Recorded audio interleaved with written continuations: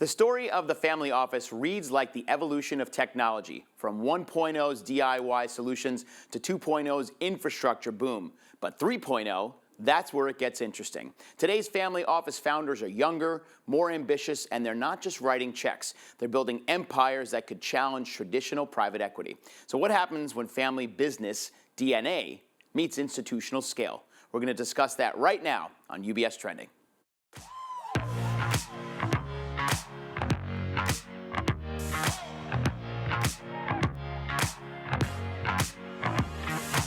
Hi, everybody, and welcome to UBS Trending. I'm Anthony Pastore. Thank you very much for being with us today. Please join me in welcoming back to the studio Mark Tepschich, Family Office Design and Governance Strategist here at UBS. Mark, great to have you back. Anthony, great to be back. Great to see you. Yeah, you too. In the recent quarterly, Family Office Quarterly, where you wrote, was talking about this evolution of the family office. And I think even for me reading it, I didn't realize how it went from where we started just about 15 years ago to where it is today. So I think a lot of people out there may not know it either. So before we kind of go specifically into Family Office 3.0, there were two other phases there. What's the brief history of the family office, especially from the 1.0 to where we are now? Yeah, if you want to take a step back, right, and I thought 2025 was a good time to do that. Mm-hmm.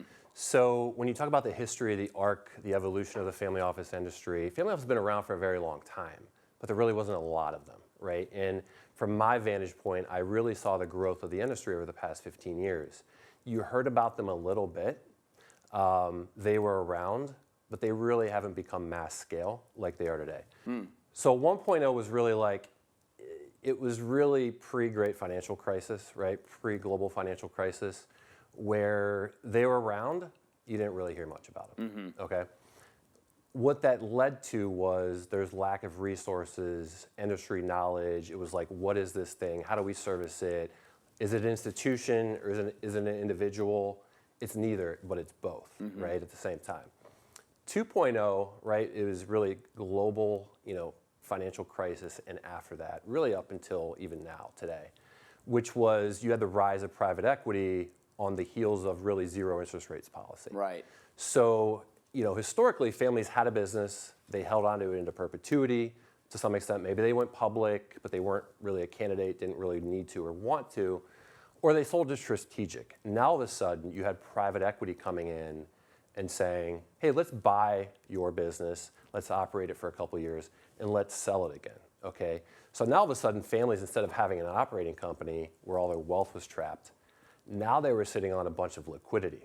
They're in a new industry, right? And they were saying, like, what do we do with this? How do we manage it? We've got all this complexity. It's a new industry. We're not experts in it like we have been our family business. So you had the growth of the family office space really tied to the growth of the private equity industry, which again has also always been around, but it really ramped up over the past 15 plus years. That's right. So now we're into 3.0. Okay. Yeah, so give me that 3.0. Could you talk about this convergence when you talk about 3.0? What is that? 3.0 is saying this is an industry, it's here, and really it's been the industry, meaning wealth management firms, banks, accounting solutions, accounting firms, tech firms, law firms are saying, okay, we understand this a lot better. It's actually a market in an industry worth serving at scale. So you've got tech firms building solutions specifically for the complexity of families and family offices. You've got accounting firms, banks, even ours is saying like, hey, we understand the family office space more than we did 15 years ago. Let's make bespoke solutions so where you don't have to vertically integrate everything anymore, okay? So historically, when I talk about 1.0, 2.0, 3.0, 1.0 was like these early explorers. We know something's there, right, the employees, but it was really DIY, right? It was cobbling things together. It wasn't tapping into industry. There wasn't a whole lot of structure back in those days. No, it was like we've got a pile of cash, right? Let's go invest it. Let's manage this complexity, taxes, trust, partnerships, and the family. But now it's family office first from an industry perspective. Right. It's not we're serving in hedge funds and private equity funds. We're serving family offices, okay? And so what that has led to is actually going to lead to better outcomes for families. So you have the likes of Adapar coming out, right, which is like family office first, this complexity, we get it. It's not, we're serving institutions. And we can do kind of family offices, sort of dabble in it. But what this has led to also, so you don't just have at a par anymore. You've got firms that will operate your at a par, right? So think Mirador, now part of iCapital, which is we have a relationship with, that could operate your at a par and you're reporting outside the family office. You've got firms like Anderson, who's also referenced in this report. Rebecca Crowley, she does a great job of kind of also laying out the industry evolution from her perspective, which is a great perspective. But now you, instead of, hey, we've got tech solutions and we've got firms that kind of operate it and can understand it for you. So you've seen this blending, this convergence of both family offices and industry where it's really morphing.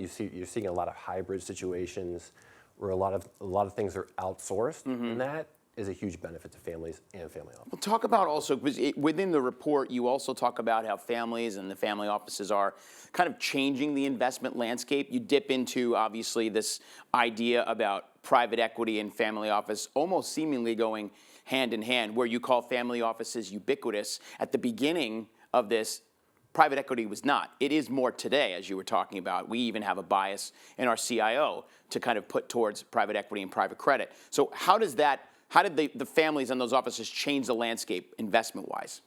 Yeah, so if we're talking about family offices, right, which a lot of them were born out of the private equity boom, right, through liquidity event-driven private equity transactions. And you see that heightening, that allocation going deeper and deeper of clients' portfolios into private equity. But they also are playing in the direct investment space. And the kind of the press out there has really talked a lot about this. The families are allocating more to directs rather than to funds, and I do agree with that. But you're going to start seeing more and more of like, hey, we're not just going to be passive allocators to direct investments. We as a family, by the way, you're seeing a lot of younger families, right, having liquidity events. They're saying, listen, I don't want to sit back and be passive allocators. Now, granted, you still have a lot of that, but they're saying we have this industry knowledge, we have this institutional knowledge of an industry, right? We're operators, we're builders. Families are operators and builders first, and they're saying we could start a fund around this and allocate back into the same industry we just had an exit from, and adjacent industries. We know all the players, we know the stakeholders. That's right. And let's scale these direct investment ambitions. You're seeing a little bit of that now, and this could be very interesting. What that leads to, however, so your typical private equity fund, GP, 3 to 7 year hold time. Families aren't saying like, hey, 3 to 7 year hold time. They think in generations, right? So they're saying, we don't have a timeline on this hold, right? We don't need to flip it really to get paid. So you're going to start seeing a lot of direct investments, private equity driven, transactions by families, where they're not sitting back saying, listen, we need to invest on a 3 to 5, 7 year timeline to get our payback, flip it. We're going to build and we're going to operate this thing. And we're going to be long-term investors, long-term operators, long-term builders. That leads to the compounding of a family's and an investor's capital. And families, I think, intuitively understand this, right?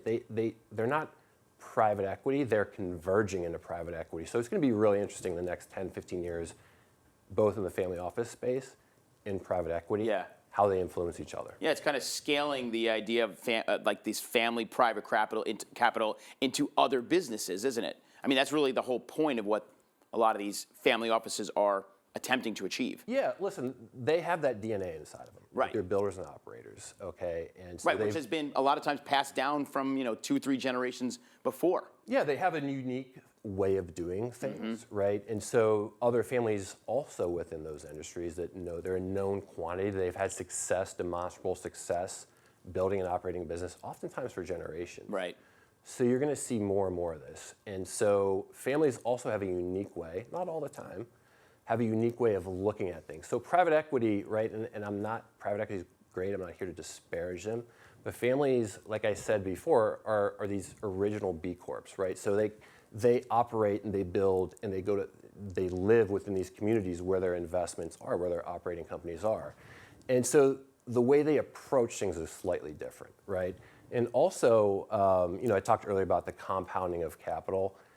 The thing about families, again, not all families, they tend to be a little bit more financially prudent. So you're not going to see this massive amounts of debt on the portfolio companies. And so that gives them flexibility, as they build and operate and to navigate these, downturns in these cycles. So it's going to be real interesting. Yeah. And just, kind of as we wrap up, there are non-family members who are also part or working for the family office. What's the unique role that they're playing these days? Yeah, so you see a lot of them coming out of the operating company, right, and joining the family office, especially post-liquidity event. You're seeing private equity professionals not saying, hey, I'm going to spend 25 years in private equity. Maybe let's look at the family office industry, right, and see what that can mean for me. And so, again, you have this convergence. And just to go back to the evolution of the family office industry, you had these kind of early explorers. There was no infrastructure built. For families in the direct investment and really private equity space that want to do this, there's already infrastructure. Right, exactly. Banks understand private equity, lenders understand it, the industry as a whole, right, business understands it, and so it's already there. Yeah, the barriers to entry aren't as difficult as they were 10 or 15 years ago. Exactly. Right. Exactly. And so you're going to see families sitting back and say that are going to allocate to other families, right, and saying like, listen, not all of our private equity allocation is going to be 15 to 20-year hold times, but there's a spot on those balance sheets and those portfolios for this, okay? And so you're going to start seeing that. Excellent.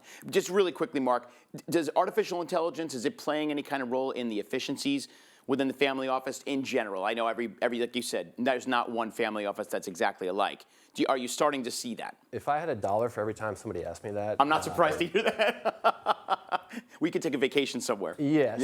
So we're in the early innings here of AI in general, and for the family office industry, there's unfortunately at this point there's no family office focused AI. It's coming from the likes of it's going to come from the likes of your Bloomberg terminal, your Adapar, and the institution that's servicing family office first, rather than, hey, we're a family office, we have our own AI. Like, it'll get there, but that's going to also reduce the informational complexities in the family office space. Excellent. Mark, thank you very much. Always good to kind of hear what's going on within your space. By the way, your role even probably didn't exist 10 or 15 years ago, because now family offices are that kind of ubiquitous business that we're helping to support. So great to have you here, and always good to see you. Thank you. Good to see you as well. You too, Mark. Mark Tepsich again from the family office team. And thank you for joining us. There's a lot more information, and the quarterly newsletter is available. Check our website out at ubs.com/views. Plus, you can also talk to your financial advisor. They can also get you a copy if you're interested in reading that. And make sure to follow UBS on social media. We're on LinkedIn, Facebook, Instagram, and X. Lots of content up there for you. Plus, check out our Instagram channel at UBS Trending. In the meantime, everybody, we hope you have a great rest of your day, and remember to keep your eyes on what's trending. We'll see you soon.